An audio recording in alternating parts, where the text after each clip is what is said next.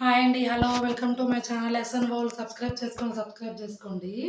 ఈరోజు వీడియో వచ్చేసి చుక్కకూర పచ్చడి ఎలా చేయాలో చూపిస్తున్నానండి. ఒక ముద్ద ఎక్కువే తింటారు. చాలా చాలా టేస్ట్‌గా ఉంటుంది. ప్లీజ్ సబ్స్క్రైబ్ చేసుకోండి, మర్చిపోవద్దు.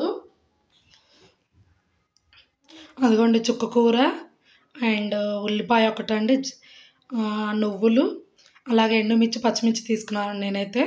అలాగే జీలకర్ర అండి 1 స్పూను. ప్యాన్ హీట్ చేయాలండి.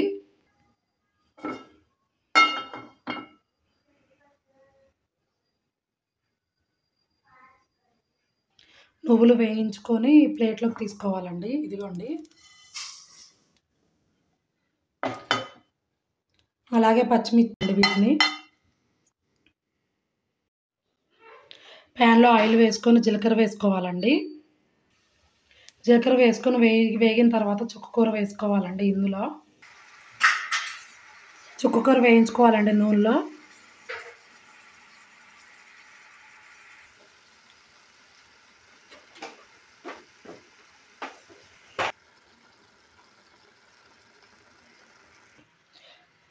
వీటిని నువ్వులను